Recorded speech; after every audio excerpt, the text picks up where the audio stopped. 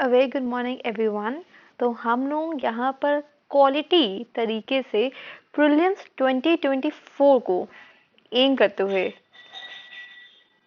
2024 2025 को एम करते हुए हम लोग अपना कर रहे हैं कोर्स, और वो भी इस तरीके से कि हमारा PYQ भी कंप्लीट होता रहे, हमारा जो एक तरह से एनालिटिकल स्किल्स हैं वो भी बढ़े, और उसके अलावा हमारा जो कोर्स है यानी स्टैटिक प्लस करंट हमारा कवर होता जाए। तो ये हमारा अप्रोच है। सिंपल है। Let's come to the PYQ itself. तो दिस इज अ PYQ जो हमने चैप्टर से उठाया है, उसके आगे हम लोग करेंगे, उसी के बेस पे हम लोग इंफॉर्मेशन भी यहाँ पे करेंगे। This is the best way to actually handle a paper और एग्जामिनेशन लाइक UPSC। तो यहाँ पे अगर क्वेश्चन देखा जाए तो क्वेश्चन है, with reference to the constitution of India, Constitution of India, consider following statements. No High Court shall have the jurisdiction to declare any central law to be constitutionally invalid. तो देखिए, no high court बोल रहा है, ठीक है, मतलब high court में मतलब ये पावर ही नहीं है कि वो कॉन्स्टिट्यूशन मतलब सेंट्रल लॉ को इनवैलिड कर दे। तो ऐसा बिल्कुल भी नहीं है, क्योंकि हमारा यहाँ पर आइडिया क्या है। अब जैसे आपको पता है कि जैसे प्रिंसिपल्स की अगर हम बात करें तो यहाँ पे हमको प्रिंसिपल्स पता होते हैं। तो court of law, court of record का स्टेटस हो गया, या फिर आइडिया हो गया हमारे जो बेसिक स्ट्रक्चर है उसको मेंटेन करने का।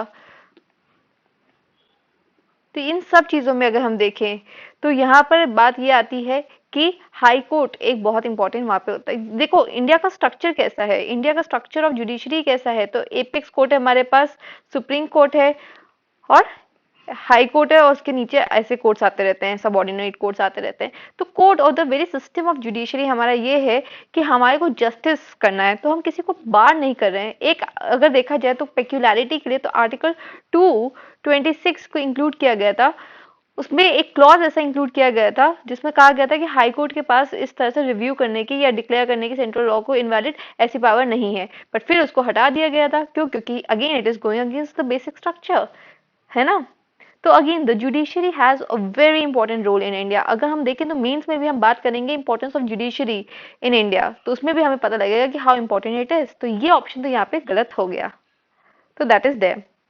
सेकेंड अगर हमारा पॉइंट था, an amendment to the constitution of India can not be called into question by the supreme court of India. देखिए 1000 बार अमेंडमेंट होते जाते हैं, और 1000 बार मतलब कि just kind of hypothetical thing that I am saying. तो हजारों बार जो है अमेंड अगर गलत हो रहा है कॉन्स्टिट्यूशन तो आता है। तो कॉन्स्टिट्यूशन का जो गार्डियन है, गार्डियन ऑफ कॉन्स्टिट्यूशन, ये हमारी क्या है, तो judiciary. Again it has to play a very important role.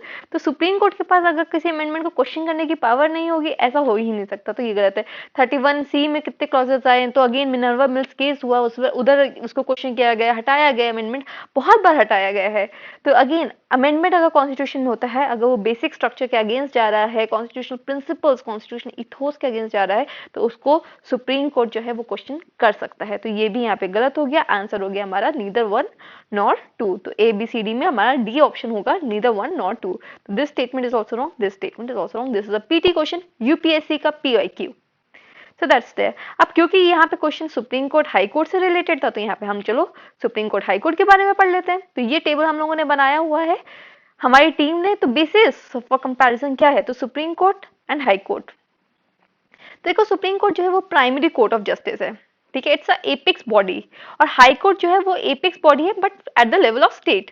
तो अगर इंडिया में देखा जाए तो apex body of India when it comes to judiciary it is supreme court. हर स्टेट पर अगर देखा जाए तो हमको स्टेट में मिलता है हाई कोर्ट।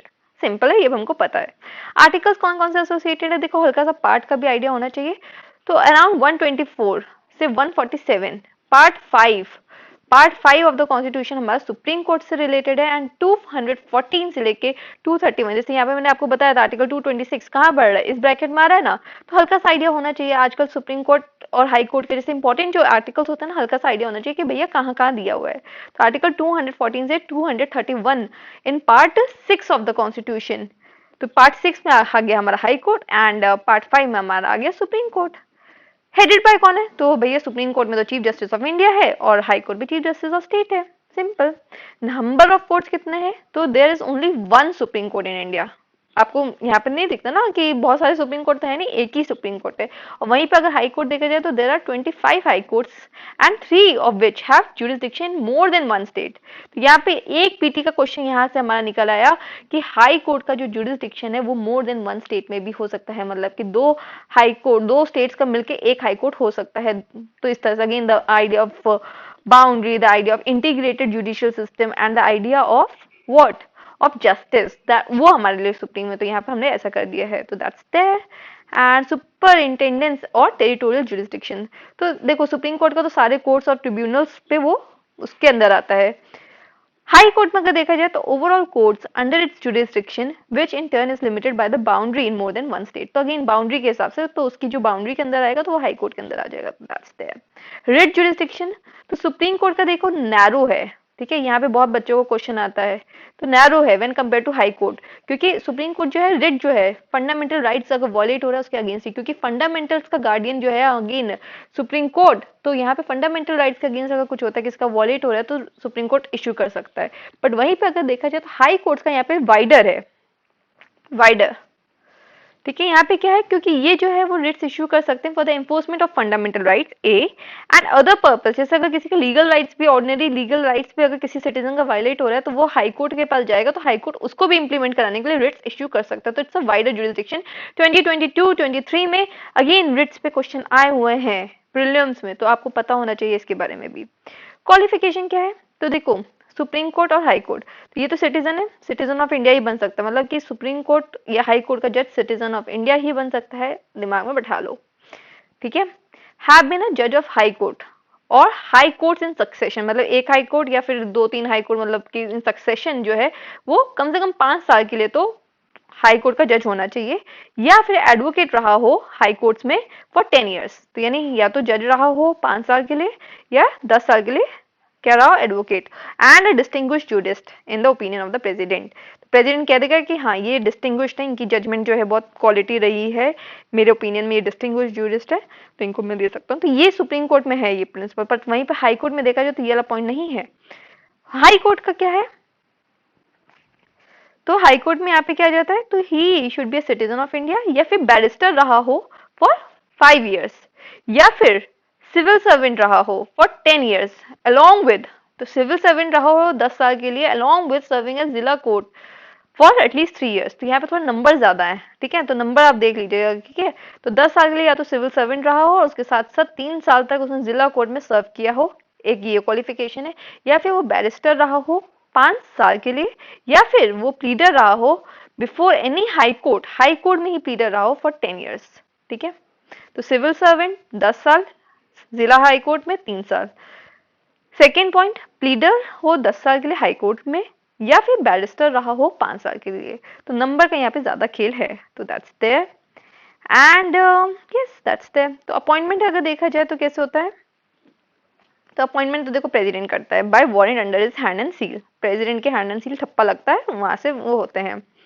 अगेन यहाँ पे आइडिया क्या है, इंडिपेंडेंस का पॉइंट आ जाता है, इंडिपेंडेंस ऑफ द जजेस हमने कैसे इंश्योर किया है, तो अगेन मेंस में भी हम ये सब बात करेंगे। तो president okay warrant under his hand and seal में after consultation with such number of जजेस of the supreme court and high court of the in the states, तो सुप्रीम कोर्ट के जजेस से हाई कोर्ट के साथ कंसल्ट करना हो तो वो करके प्रेजेंट करेंगे। और ये अगेन इसमें हमने एक वीडियो भी बनाया हुआ है 3 जजेस केस का, ठीक है, 3 जजेस केस, उसमें हम लोगों ने अच्छे से बताया हुआ है, हमारे ही यूट्यूब चैनल में आपको मिलेगा। और वहां पे आप हमने बात किया हुआ है कि किस तरह से यहाँ पे कैसे हुआ था। पहले कहते थे कि कंसल्टेशन का क्या मतलब है, कंसल्टेशन मतलब कंकरेंस है क्या नहीं, मतलब कंसल्ट करना भी है कि नहीं, क्या होगा कैसे होगा। तो अगेन कंसल्ट करना होगा, मेजोरिटी जजमेंट के हिसाब से होगा, सुप्रीम कोर्ट के मतलब चीफ, यहाँ पे चीफ जस्टिस का ओपिनियन, ये सब अगेन मैंडेटरी होता है। तो अगेन इंडिपेंडेंस का जो आइडिया है वो हमने यहाँ पे इंक्लूड किया है। हाई कोर्ट का जजेस कैसे अपॉइंट होता है, तो अगेन प्रेसिडेंट ही अपॉइंट करता है, ये मत सोचिएगा कि गवर्नर अपॉइंट कर रहा है, प्रेसिडेंट करता है in consultation with the chief justice of India and the governor, जो भी स्टेट होगी उसका गवर्नर, ठीक है। तो चीफ जस्टिस का एंड गवर्नर, तो दैट्स देयर। नंबर कितने हैं, तो 31 जजेस हैं including the chief justice and 30 other जजेस। रिसेंटली इसको 34 कर दिया गया है, करंट अफेयर्स भी हमने यहाँ पे इंक्लूड कर दिया। For every high court, there is a chief justice and many other judges. The number of the judges appointed is defined by the president of India. तो हाई कोर्ट में कितने जजेस होने चाहिए, वो भी प्रेसिडेंट ऑफ इंडिया कर रहा है, ना कि गवर्नर कर रहा है। क्वेश्चन क्लियर कर लीजिए। रिटायरमेंट क्या होता है, तो 65 ईयर्स है, और यहाँ पे कितना है 62 ईयर्स में रिटायर हो जाते हैं।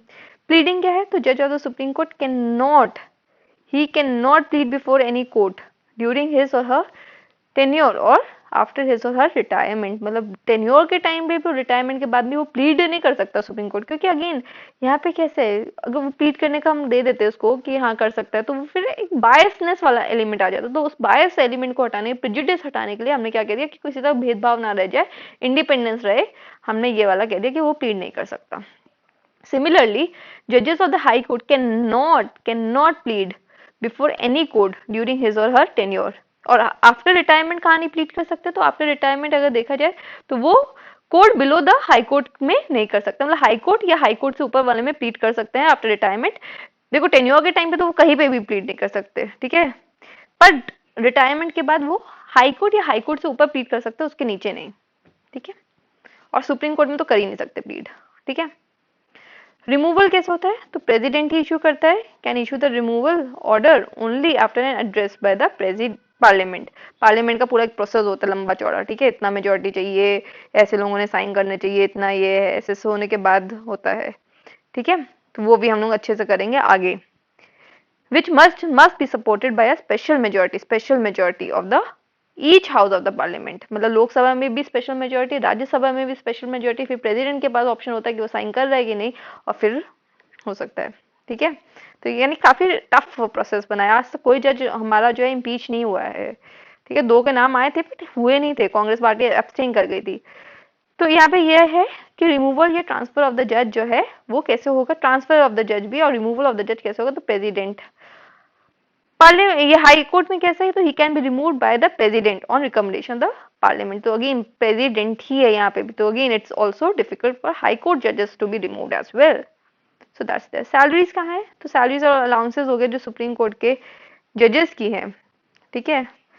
चार्ज, तो चार्ज है, ये भी देखो इंडिपेंडेंस वाला अधिकार है, चार्ज है, मतलब वो अपने आप कट जाएगा, ये it is not open to voting by the parliament की। हर साल वो डिसाइड करेंगे भैया कितना सैलरी देना है, कम करना है, काटना है, बट ये सब नहीं होगा, चार्ज हो जाएगा जो अमाउंट डिसाइडेड है सीधा, ठीक है।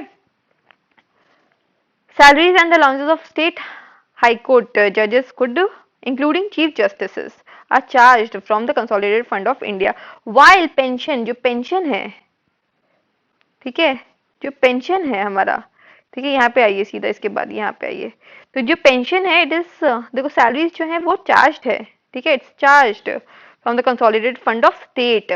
सैलरी स्टेट पे हो रही है, पर वहीं पे पेंशन की अगर बात करें तो वो कहाँ से हो रही है, तो कंसोलिडेटेड फंड ऑफ इंडिया, मतलब रिटायरमेंट के बाद उनकी पेंशन कहाँ से आ रही है, कट रही है, तो कंसोलिडेटेड फंड ऑफ इंडिया। ये पॉइंट पे बहुत लोगों को क्लैरिटी नहीं होती, यहाँ पे हमने अच्छे से मेंशन कर दिया है। So that's there. और वहीं पे सुप्रीम कोर्ट का तो इंडिया में ही होता है, ठीक है। तो इतना हो गया। फिर ये देखिए हमने एक स्पेशल नोट भी आपको यहाँ पे दिया है, constitution has not prescribe the minimum age for appointment as a जज ऑफ द हाई कोर्ट। तो हाई कोर्ट में मिनिमम एज क्या होगी, वो अपॉइंटमेंट की कॉन्स्टिट्यूशन में नहीं लिखा है। अगर कल को यूपीएससी में आ गया ऐसे, the constitution has prescribe the minimum age for appointment as a जज ऑफ द हाई कोर्ट, तो वो पॉइंट गलत हो जाएगा, ठीक है। So that's there. And second point क्या है, constitution makes no provision for appointment of a distinguished, ये तो मैंने आपको पहले ही बता दिया था, डिस्टिंग्विश जज का जो सुप्रीम कोर्ट में था ना कि डिस्टिंग्विश, अगर प्रेसिडेंट की नजरों में कोई डिस्टिंग्विश जज है तो उसको अपॉइंट किया जा सकता है, वो हाई कोर्ट के केस में नहीं है, ठीक है। तो देखिए यहाँ पे टैबुलर फॉर्म में हमने आपको बता दिया, पीवाईक्यू से हमने आपको कनेक्ट कर दिया, यू कैन योरसेल्फ जज कि हम लोग एक क्वालिटी तरीके से, एक स्टैंडर्ड तरीके से पढ़ा रहे हैं। यहाँ पे बात ये होगी कि हम लोगों को ऐसा नहीं करना है कि हम लोग क्या कहते हैं आपको एक्स्ट्रा, मतलब कि नहीं, यूपीएससी के अराउंड जो आ सकता है वो हम आपको बता रहे हैं in a well quality manner. That's there. So please like, share and subscribe our YouTube channel and share it with your friends, because that is the thing that actually motivates us. So thank you.